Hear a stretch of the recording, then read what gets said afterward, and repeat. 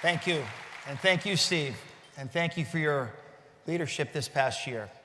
As you noted, we have accomplished a great deal during your tenure as chairman to move this industry forward in what continues to be challenging economic and political times.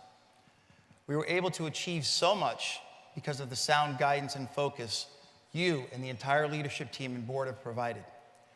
Congratulations on such a successful year at the helm of this great organization. Thank you for your dedicated service to the IFA, your friendship, and to this great industry.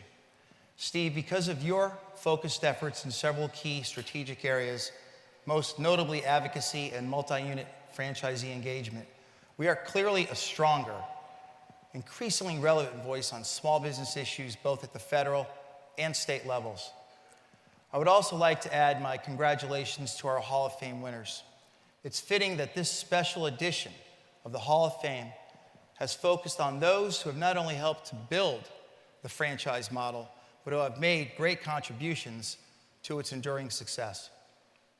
Franchise companies today are using the principles they helped establish to build their companies.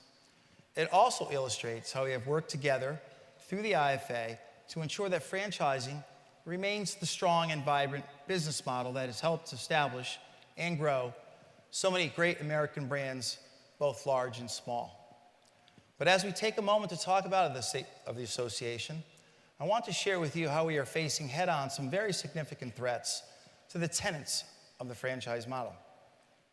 As you can see from the annual report located on your tables, we have been working diligently over the past several years to position the franchise industry as a critical component of our nation's economy. We have been on the forefront of some highly visible initiatives to achieve our mission: promote, protect, and enhance franchising worldwide. The report provides a comprehensive and detailed overview of those initiatives, but I want to spend a few minutes on a few key areas. Because of our aggressive approach to advocacy at both the federal and state levels and our aggressive outreach to media and other opinion influencers, today more lawmakers than ever before know why franchise businesses are important to our economy. They know that over 825,000 franchise units create nearly 18 million jobs, contribute over $2.1 trillion in economic activity, and as you saw on the screen, represents 3.4% of all U.S. GDP. They also know that franchise business owners are very frustrated with the lack of pro-growth policies that are not emanating out of Washington. The economic uncertainty stemming from Washington's inability to break through the partisan gridlock has had an impact on the industry's ability to grow at a faster pace. While our economic forecast has shown modest growth each of the past 3 years in the number of jobs created and economic activity, we are not yet at the level of growth we were seeing before the recession. And clearly, anti-business public policies are contributing to that. So creating momentum to solve some of the issues facing us has been, and quite frankly will continue to be, our top priority. For example, we have let lawmakers know in no uncertain terms your frustration over the provisions in the Affordable Care Act, which is anything but affordable. The Obamacare debate has gone beyond the philosophical difference over the very existence of the law. The debate is now how to best implement the law with minimal disruption to our economic recovery, and more importantly, provide health care to people who need it, while at the same time preserving the programs that were working well before the new law. Our relentless efforts in part led to the delay of the employer mandate for 2 years in a row, which requires that every employer with over 50 full-time equivalent employees, with full-time being defined as 30 hours in ACA, to provide health care or pay a $2,000 penalty per employee. This delay will now provide employers more time to prepare for this massive and onerous new law. It has also given us more time in our efforts to change the definition of a full-time worker from 30 hours in ACA to the more traditional 40 hours. We have used all of the weapons in our arsenal: media relations, our grassroots initiative, Franchise Congress, coalition building, and one-on-one meetings with members of Congress and their staff members to move this effort forward.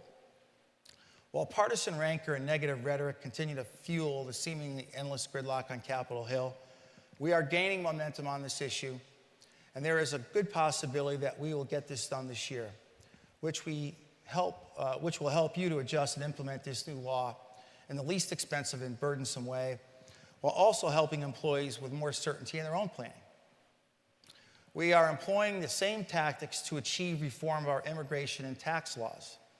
We have worked to educate members of Congress on the need for both laws to be reworked, because franchise business leaders deserve to have a tax code that addresses both individual and corporate tax changes, and an immigration policy that assures an affordable and available workforce. We are hopeful to see movement this year, and we will keep supporting efforts to move forward despite the gridlock. But nowhere is the need for an aggressive, united effort more critical right now than in state capitals across the country. States like California, Maine, New Hampshire, Pennsylvania, and Massachusetts are considering legislation that will destroy the franchise model by interfering in private business contracts and mandating policies that would damage the ability to maintain high brand standards for franchisees and franchisors. With the board's support, we have invested a significant amount of resources to make sure that state legislators understand the unintended consequences of these laws. And as you have heard, we have been very successful to date, defeating or tabling 31 bills without a loss at the state level over the last 2 years. This success has led to a more unified association. Together, franchisees and franchisors, with great support from many of our steadfast supplier partners, have worked together to educate lawmakers about these issues, both at the federal and state levels. It has made us a stronger association, and maintaining this unity and getting more franchisees involved in our efforts will remain top priorities for the IFA. We are extremely proud of what we have achieved, and we can point to 3 reasons that have contributed to our accomplishments. First, you, our members. Our membership is at an all-time high in terms of both the number of members and revenue across all major categories: franchisees, franchisors, and suppliers, supporting the fact that IFA is the only organization truly representing franchisees, franchisors, and suppliers. You choose to belong, and more franchise leaders are joining as well. And by being here at this convention and taking time away from your businesses and your families, now and throughout the year, reinforces that you are already showing your desire to stay abreast of the latest trends and best practices offered through our many conferences. Second, we are successful because we have the resources to address the strategic priorities of this industry. Your association is very healthy financially due to the outstanding stewardship of our past chairs and the board members that serve with them. And we have a staff that achieves as much, if not more, pound for pound, than any other business trade association when it comes to serving our members, and I think we owe them a round of applause.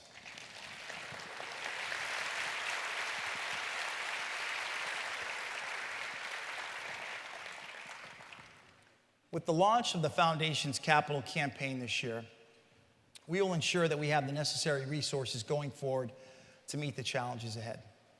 And finally, we are successful because IFA is fortunate to have an engaged membership that gets involved in the challenging and, yes, sometimes frustrating political and public policy process.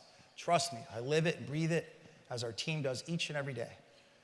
You, both franchisees and franchisors, and our great supplier partners, have stepped up in reaching out to your government representatives at the state and federal levels, and we truly appreciate it. You have stepped up also to make FranPAC, our political action committee, the envy of many trade associations in Washington, as Steve mentioned and you saw in the video, one of the top 25 trade association PACs in America. And let me just stop for a second and say, there are over 3,500 trade associations in Washington, and we are in the top 25. So thank you for helping us to get there, and I can guarantee you we're going to stay there and continue to grow.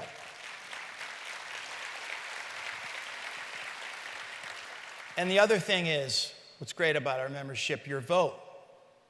You vote and you're politically savvy, and you support us every way you can, whether it's our legislative fly-in or being here at our convention or all our conferences and meetings around the country. You have heard the saying before that elections have consequences. It is true that you can't get good public policy unless you get the election politics right. And so we are ramping up our efforts in 2014. Through our grassroots efforts and FranPAC support, we will now place a premium on supporting Republicans who have consistently spoken out against the perils of a government shutdown and credit default. And as I told the Washington Post late last year, the franchise industry will become even more focused on identifying candidates who are not going to Washington to be obstructionist or isolationist, but will go to Washington to legislate and govern in a bipartisan manner, which is what all of us elected them to do. We think this is one of the most important things we can do collectively to ensure the ongoing health and prosperity of franchising.